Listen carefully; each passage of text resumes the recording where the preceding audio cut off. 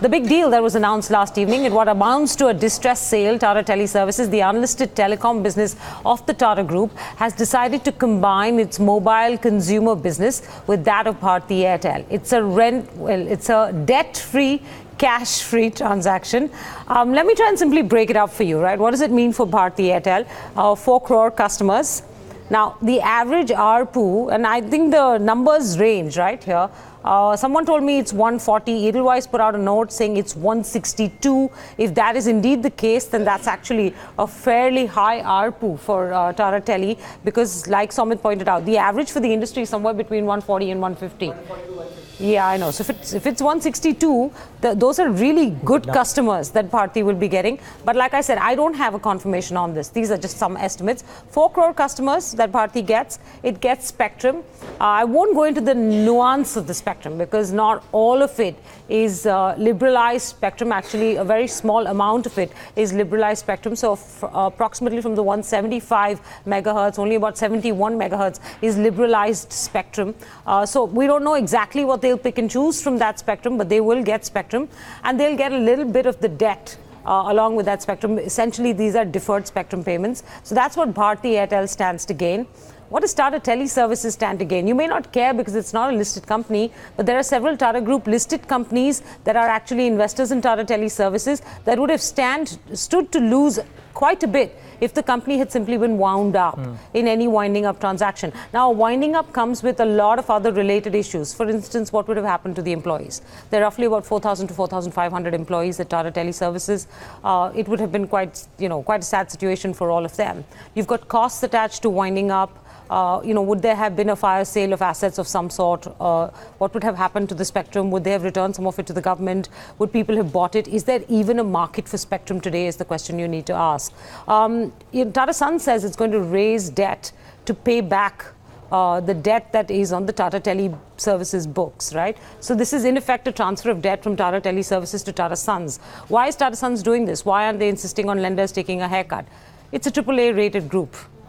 There are 2 reasons why they'll never do it. They don't want to ever ruin the Tata image.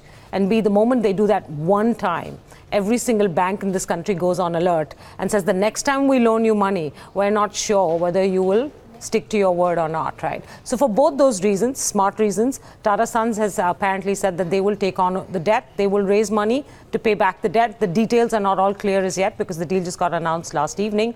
We also know that Tata Teleservices may combine some of its remaining businesses because only the mobile business is going to Airtel. So some of the remaining businesses, which are enterprise businesses and the broadband business, with Tata Communications and Tata Sky, these are group businesses. It's not definite. They said we've pitched this to those 2 companies and we'll see. Both are listed, so we'll see what they have to say. And finally, it retains the Viom stake in all of this, so it continues to have exposure to the tower business. So that's what Tata Teleservices ends up with.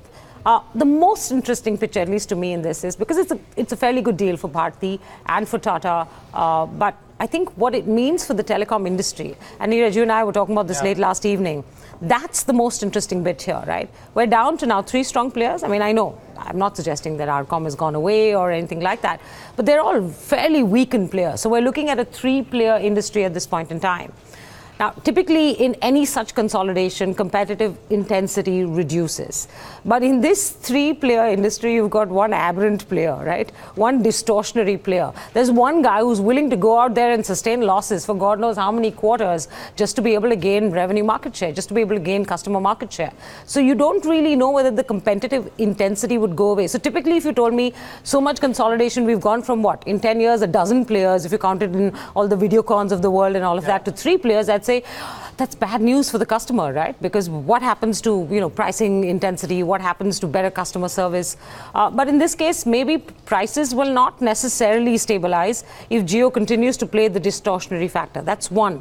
What happens to the impact on sector finances? Again, consolidation typically would mean healthier financials for every single telecom company involved. But in this case, Jio continues to be the wild card. So we don't really know whether it'll mean better sector financials also or not. And finally, this is the only thing we have some degree of confirmation on. What will it mean for government revenues? Because if you're down to just 3 players, who will bid for the spectrum? Yeah. The power and leverage in a spectrum auction has moved, entirely moved, right? It's moved from the government being able to play this little, shortage thing with spectrum and give out only little bits, to now a buyer's market for spectrum. You don't want it? Don't bid for it. We already saw in the last auction or so that many players, decided not to at all bid in certain categories because they thought it was too expensive. Yeah. So when you're down to 3 players, what does it mean for spectrum auctions? What does it mean for government revenue? The government's going to have to rethink all of that as well. So to me, the evolving status of the telecom industry is going to be the most interesting thing, in the months and days to come. Bharti will stand again. I know Somit will come back later on in the show to talk about how that stock will possibly have a good day today, given all the brokerage reports. Tata Teleservices, this is the best case scenario. Telecom industry, and that's the question mark. And let's put that question to Sanjay Kapoor. We've got the former India and South Asia chief of Bharti joining us on the phone line. Sanjay, hi. What do you make of the fact that we are now seeing the consolidation that we had always anticipated, except we thought it might be a 5-player market? It seems to be down to a 3-strong player market. Do you see that being, a good thing for financials, etc., and a bad thing for consumers? Look, I had predicted even a couple of years back that eventually in an oligopoly, when we move from perfect competition, there'll be 3 or 4 players. India may not have room for 5 players given the price of spectrum that prevails in India. It is so dear that you can't have a business case which is viable for 5 guys who buy spectrum at that price. So therefore, the number of players had to be lesser than that. It is now very evident that there are 3 players. We need to understand that the competitive intensity in the market is not led by the marginal players. It is being driven by the bigger players. So it is Jio at one end, and it is an endeavor amongst the incumbents to protect their base and therefore level up to Jio's pricing in the marketplace, which is driving the competitive intensity. The marginal players had lost their, impact on the market a while back. And moreover, all the marginal players are voice players. They're not data players. The real game in the market is all about data. So I think the 20% odd share of these marginal players is there for grabs.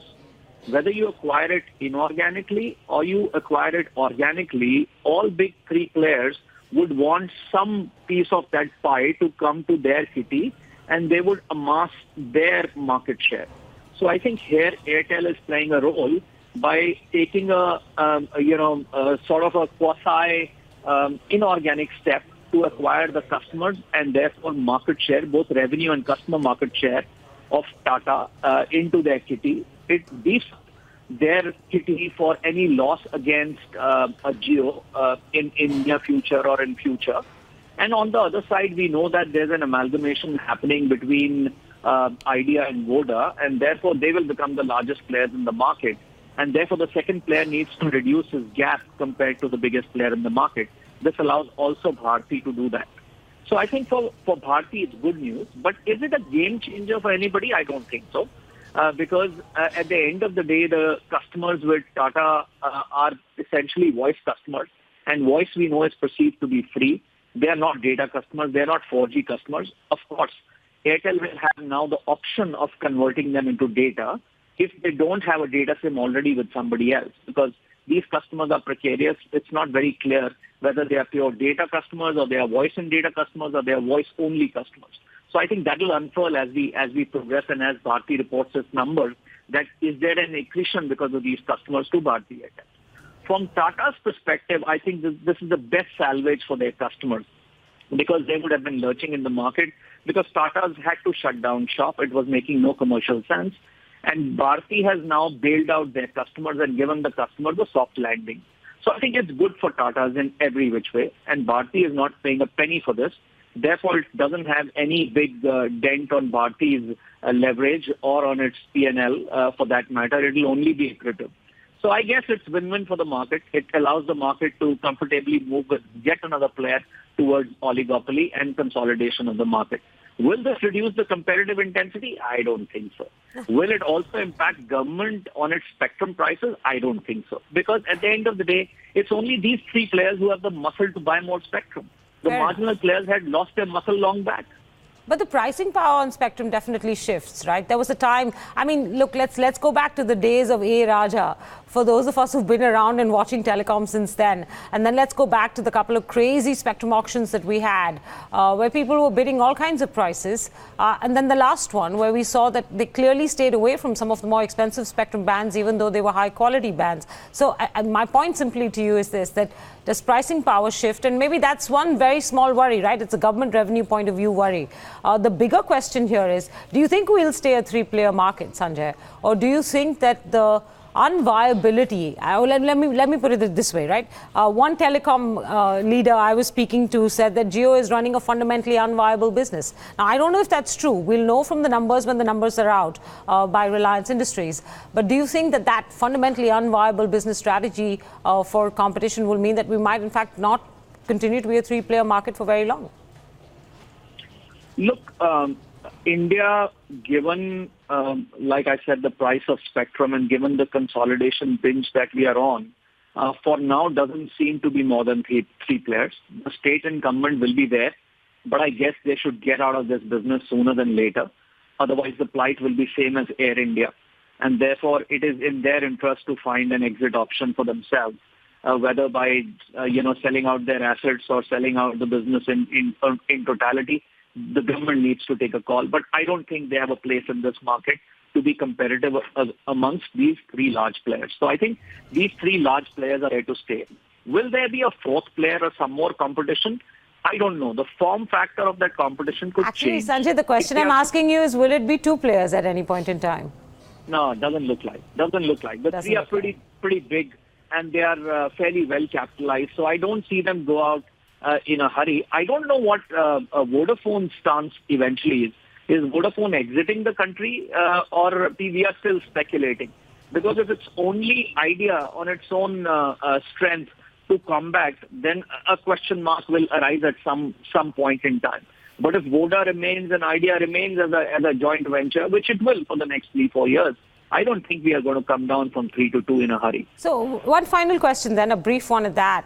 So if we're now finally at 3, can we hope and pray that the financials of this sector that have been in a downward spiral for the last 2 years at least, if not 3 or 4, will stabilize from here on? Look, there is a fundamental flaw in the way the business model of all incumbent operators has been pursuing in this market. The fact is that the longevity of technologies has shrunk. What was good for 10 years is now good for 4 or 5 years, and you have to reinvest into newer technologies every 4 or 5 years.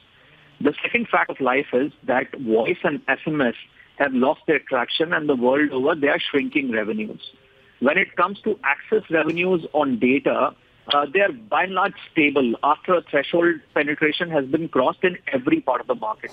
The only growing revenues and futuristic revenues for most telcos across the globe are the ones that are coming from digital services.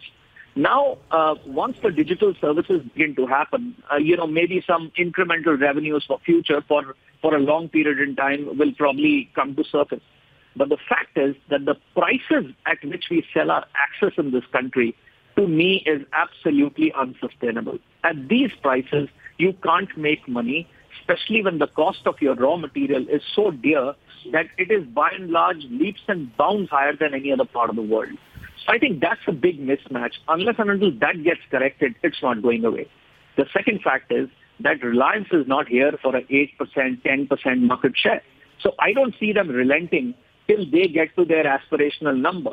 And they will keep pursuing and keep putting the whole industry under pressure till they attain what they are there to attain. So I guess we are not seeing this intensity dying down in a hurry. Until the business model fundamentally changes to match up the cost of the inputs, I don't think this industry is there to make money in the short run. Sanjay, thanks very much. You've left us with two conflicting forces at play in the telecom industry, the deep discounting by Reliance Jio and the need to move prices higher up for financials to be sustainable. It'll be, like we said, an interesting time for the telecom industry.